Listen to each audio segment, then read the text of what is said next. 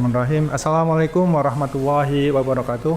Waalaikumsalam warahmatullahi wabarakatuh. Selamat datang di podcast perdana Tukem Jaya. Podcastnya para pelaku UMKM yang tergabung dalam kelompok tumbuh kembang, terus tumbuh, terus berkembang. Pada kesempatan hari ini kita akan membahas sebuah tema yang menarik, yaitu usahaku. Telah hadir bersama saya di sini beberapa narasumber, para pelaku UMKM. Kita perkenalkan satu-satu ya. Dari ujung Mbak Tina selaku pemilik TR Santosa. Berikutnya Mbak Dewi pemilik Kopi Petung. Selanjutnya Mas Hiri pemilik Jamu Simbok. Dan yang hijau-hijau ini hijau seger Mas Hilmi pemilik Wedangan Mbah Uyut. Apa kabar semuanya? Alhamdulillah. Baik, alhamdulillah, Nje. Terima kasih. Alhamdulillah baik-baik, Nje.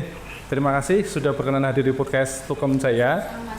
Nje, kita akan membahas tentang usahaku. Mudah-mudahan rekan-rekan sekalian, mbak-mbak dan mas-mas ini nanti bisa berkenan menceritakan tentang usahanya masing-masing ya, Nje. Langsung saja. Mohon dong diceritakan tentang usaha yang saat ini sedang dijalankan dan makna usaha itu bagi kehidupan masing-masing. Mulai dari siapa dulu nih? Ya, Mas Ilmi dulu ya, yang dekat saya ya. Semoga Mas Ilmi. Halo, selamat pagi. Perkenalkan, nama saya Helmi. Saya pemilik usaha Wedangan Mbah Uyut. Kalau Wedangan Mbah Uyut itu sebenarnya kita kedai dan juga produsen untuk minuman rempah. Kita alamatnya di Bandar Batang. Kalau kita fokusnya itu di minuman yang berbahan baku rempah. Ya sebenarnya jamu cuman manis. Jamu cuman manis. Ya.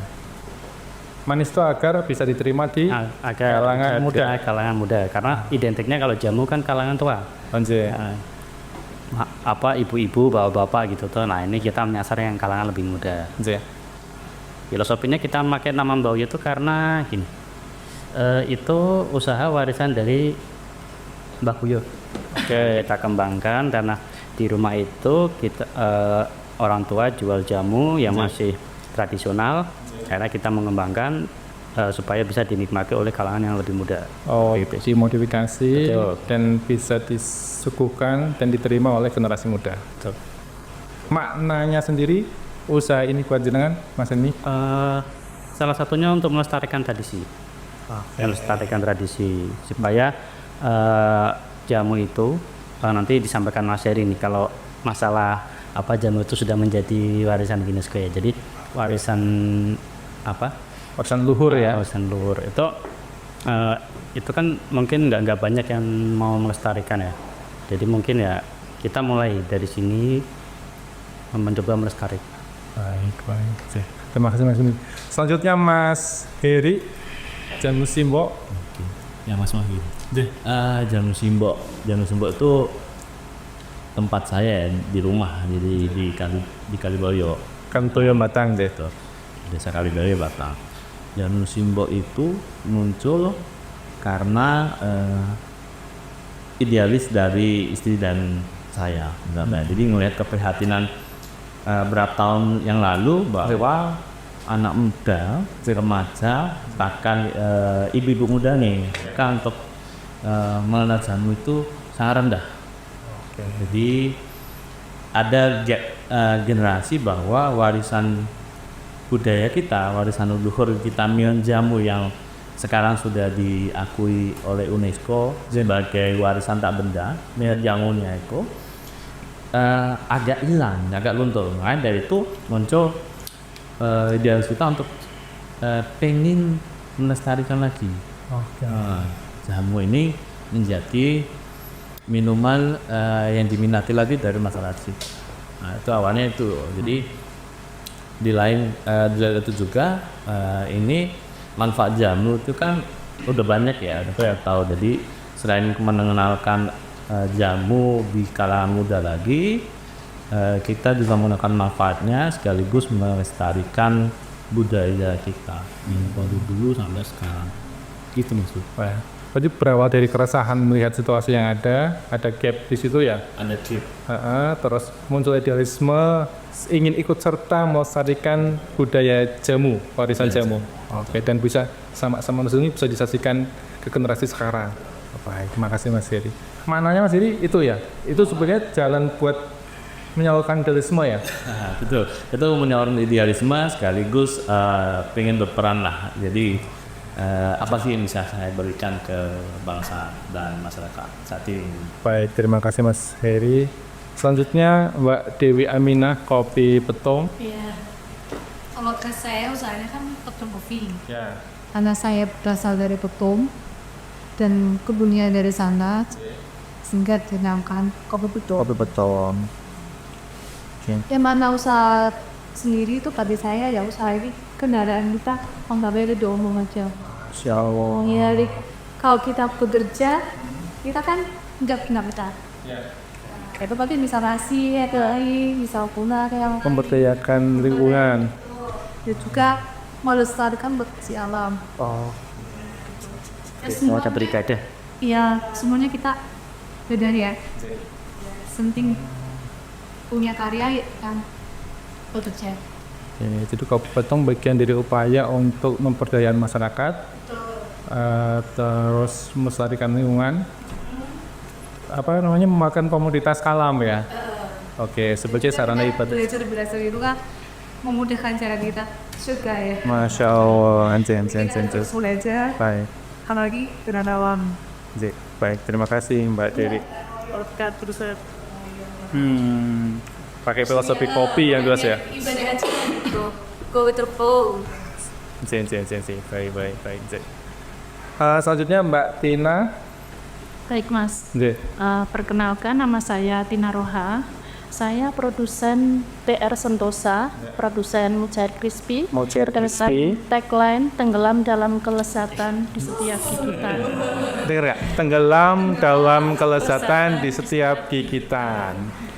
Iya. Kenapa saya mengambil usaha ini? Karena saya ingin mensejahterakan petani Mas. Karena saya melihat bahwa ikan-ikan yang kecil itu nilai harga jualnya itu sangat rendah. Jadi saya melakukan inovasi dengan mengolah ikan ini menjadi ikan mujair crispy. Biasanya orang kan takut ya bila makan ikan, itu pasti tulang, duri dan kepalanya dibuang dan takut, bahasa Pekalongannya itu gloloten gitu. Jadi saya mengolah supaya konsumen itu aman dan nyaman dalam mengonsumsi ikan crispy ini. Tulang, duri dan kepalanya bisa langsung dikunyah dan dimakan. Jadi dilihat itu uang. Iya, dan itu bisa mengganti sel kalsium yang hilang, Mas. Oh, mengganti mensuplai kalsium ya buat tubuh ya. Terus untuk filosofi sendiri, TR Sentosa itu kepanjangan dari nama saya Tina Roha Sentosa, dan juga bahasa Jawanya ada filosofinya, Mas. Yaitu Tansah Rejo Sentosa. Tansah Rejo Sentosa. Yang artinya itu kita selalu ramai dalam sandang pangan, makmur, berkecukupan, dan tentram. Berarti ada banyak usaha itu bisa mendatangkan harapan itu semua ya, menunjukkan itu semua melalui TR Sentosa itu. Oh, buat owner dan juga buat petani dan lingkungan masyarakat sekitar ya. Dan juga mampu menyuguhkan ikan, olahan ikan yang berkualitas yang bisa diterima banyak orang. Betul. Oke, baik.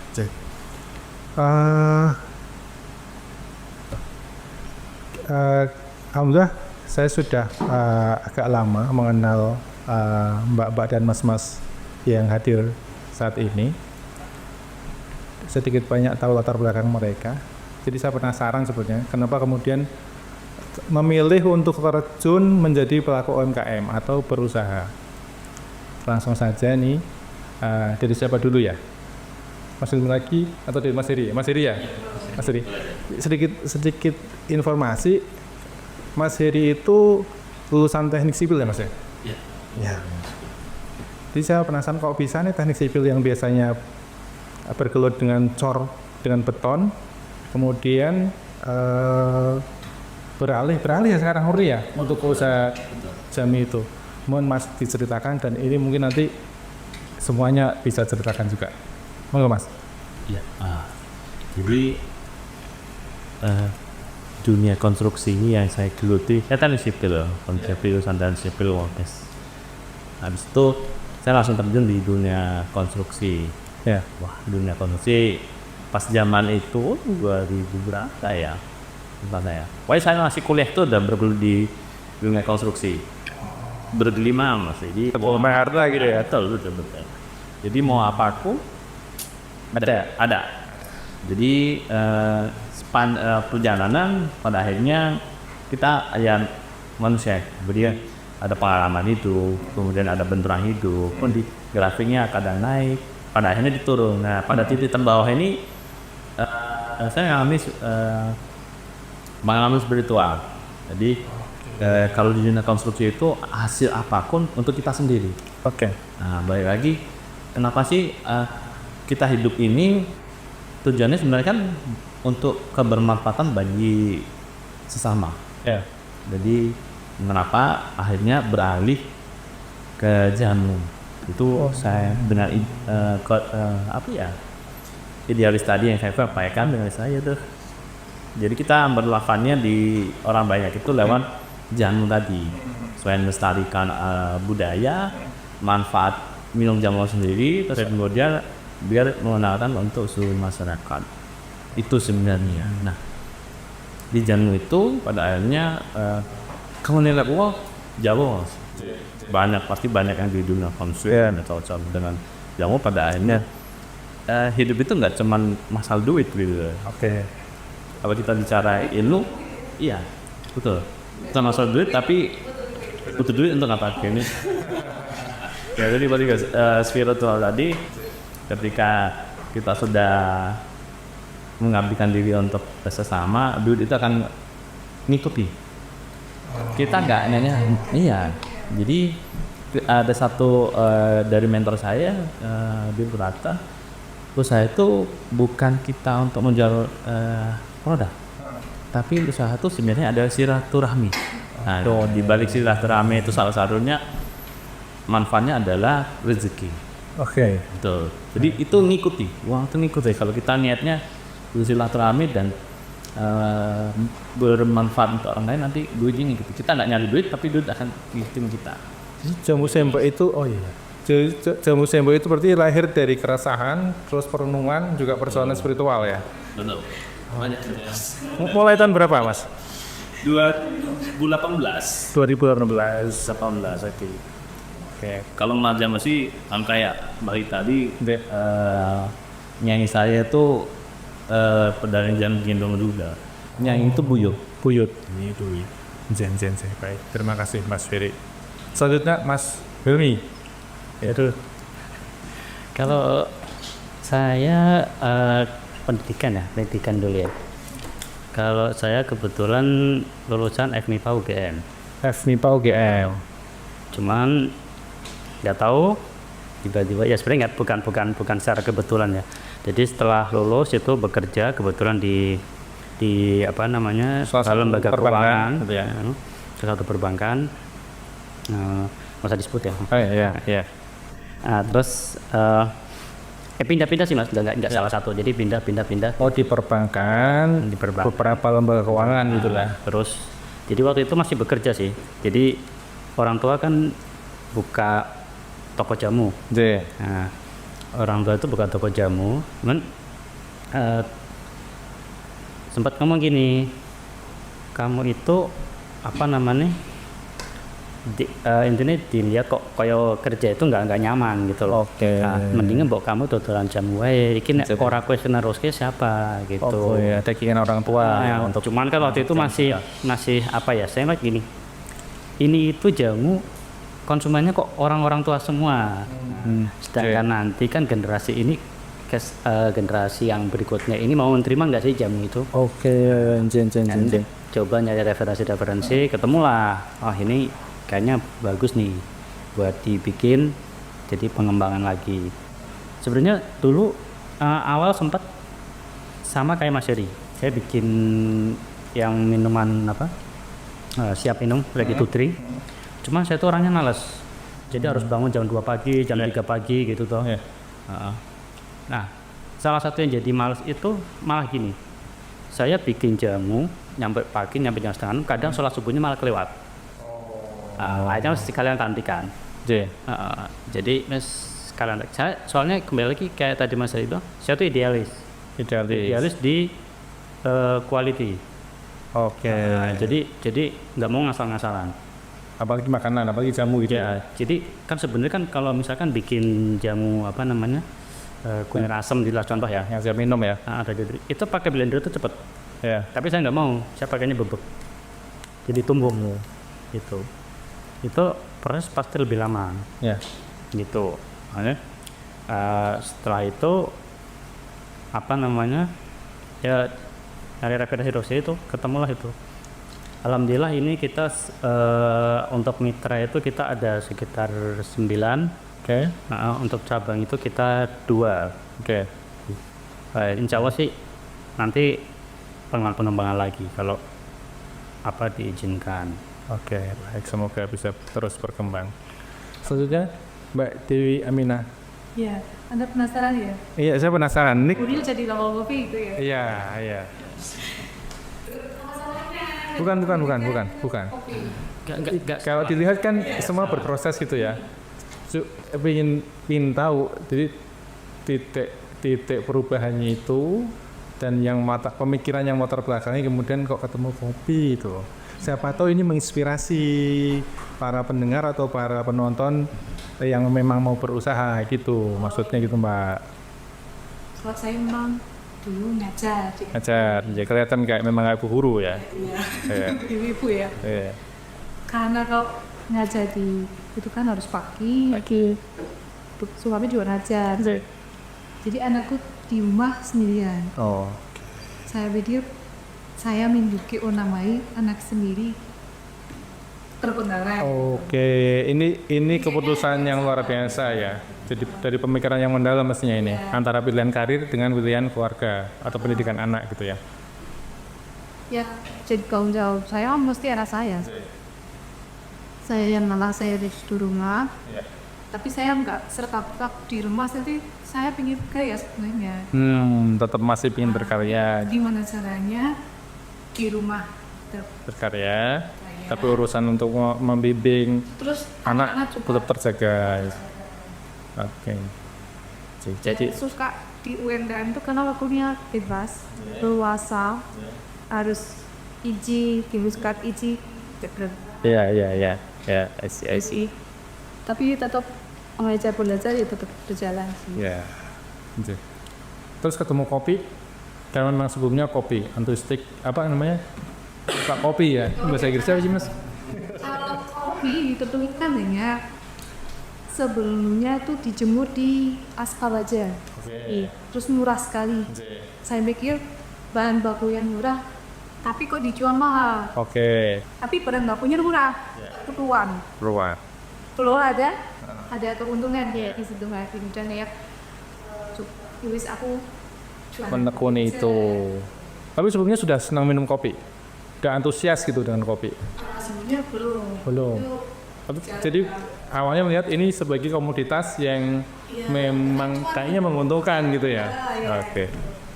Terus kita akan belajar kenapa kopi harus proses, ada proses, terus apa sih kandungannya kita otomatis kita cupping sendiri ya, uji coba sendiri dari rasanya gitu.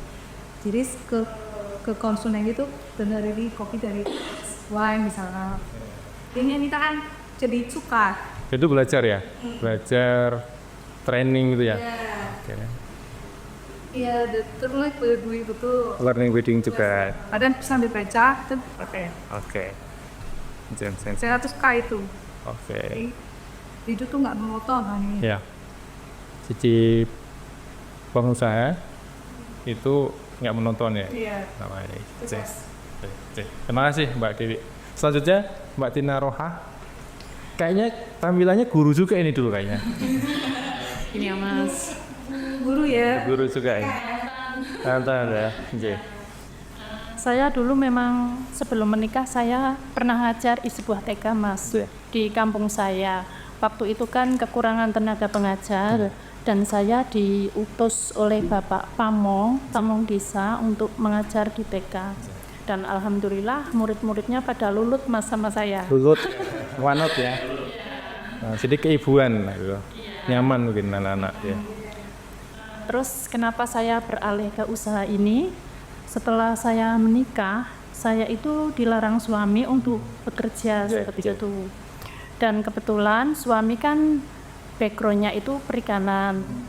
Pada waktu panen itu rindilannya seperti ikan-ikan yang kecil. Ikan-ikan yang di bawah standar, ukuran standar gitu ya. Itu kan nilai jualnya sangat rendah. Iya.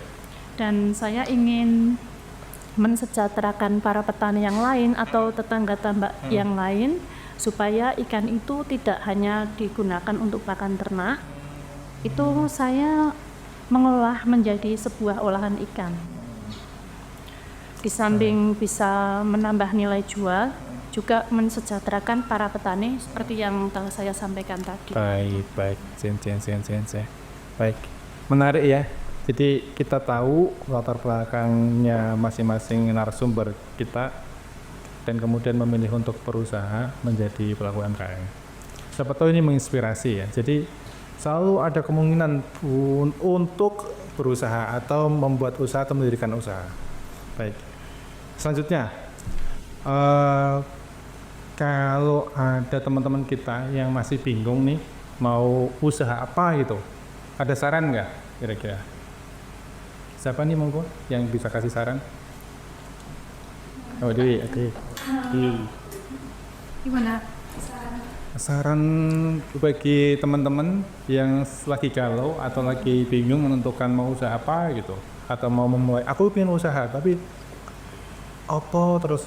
Tapi caranya memulainya gitu. Oh, mungkin bisa mulai dengan passionnya. Karena sesuatu yang disenangi, disukai, itu lebih enak diperjuangkan. Oh, cari tahu aslinya aku senang apa gitu, passion gitu ya. Passion hobi gitu bisa jadi nggak? Kadang kan cari bisa juga jadi cuan.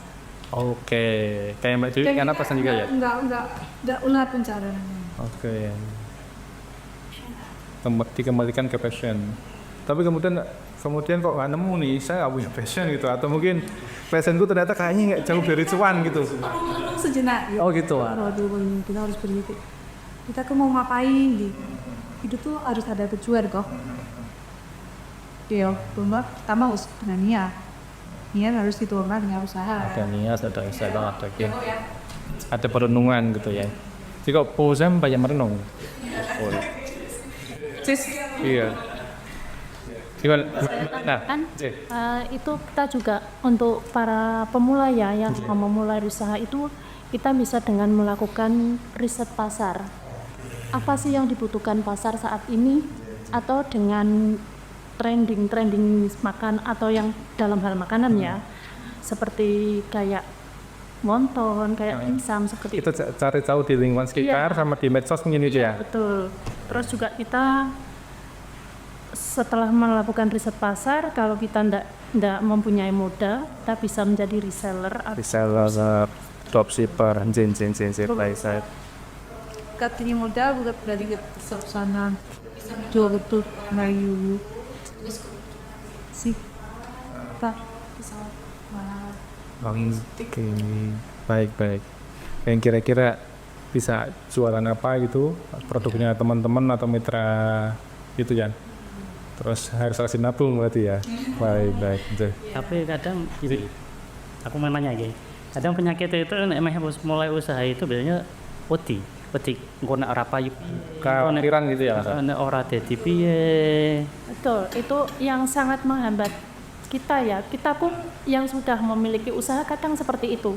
Itu penyakit memang Mas. Jadi kita semaksimal mungkin menghilangkan rasa takut itu. Caranya Ya kita semangat, berani untuk ekspansi pasar atau melakukan spekulasi seperti itu. Ya ini teori ya Mas, tapi kan biasa ya. Iya. lebih baik kita gagal daripada tidak sama sekali. Nah, daripada tidak melakukan sama sekali, dia pasti gagal ya. Baik. Ya. Baik. Zee.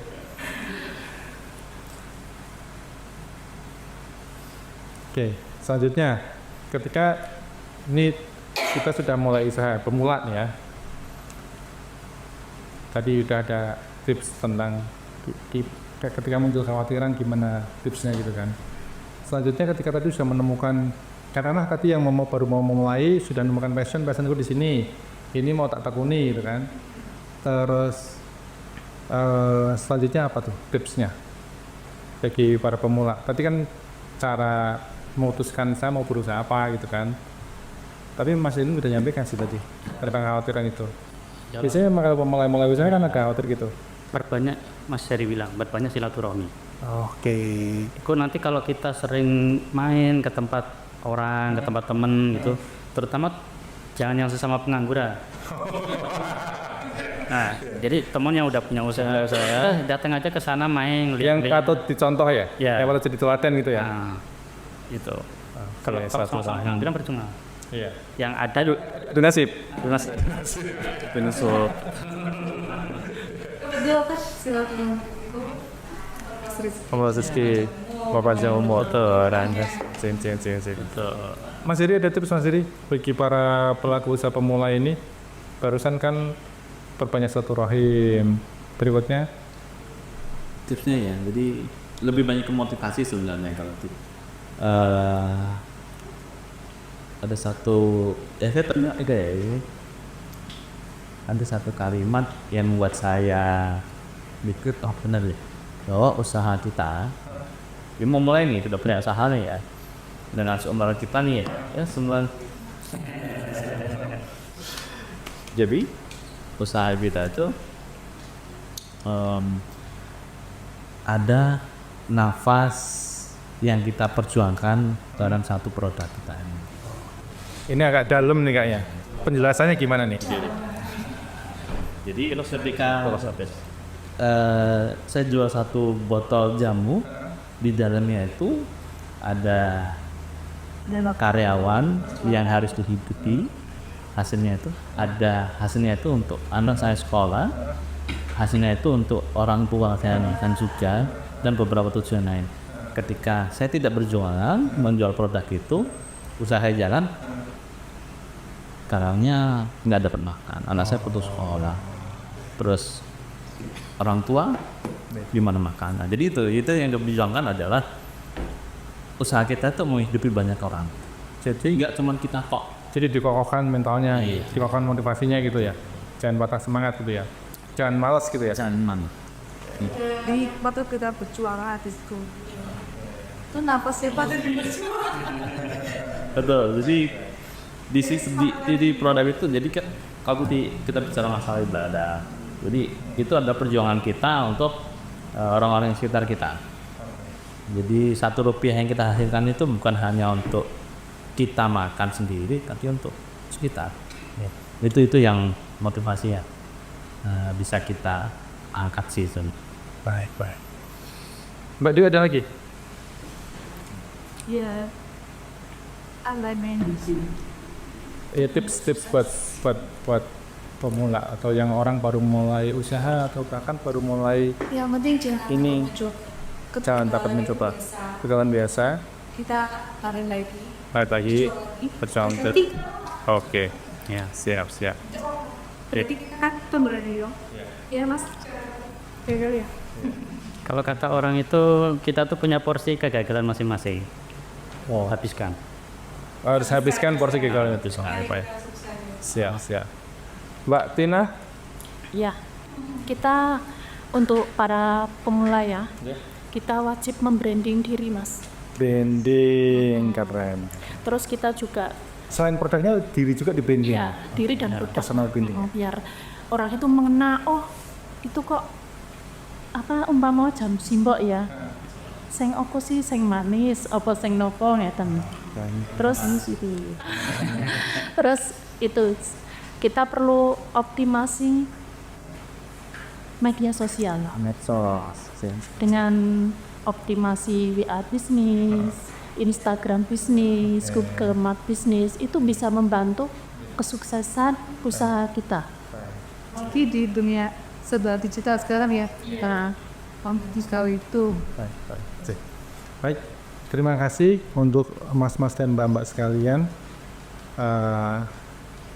Kayaknya menginspirasi sekali. Mudah-mudahan apa yang kita perbincangkan, informasi-informasi dari mbak-mbak dan mas sekalian itu bermanfaat bagi para pendengar dan penonton sekalian. Semoga bisa ketemu lagi ya di kesempatan berikutnya. Saya sampaikan terima kasih untuk kehadirannya dan untuk informasinya. Semoga apa-apa yang kita sampaikan pada kesempatan hari ini bisa bermanfaat untuk semuanya.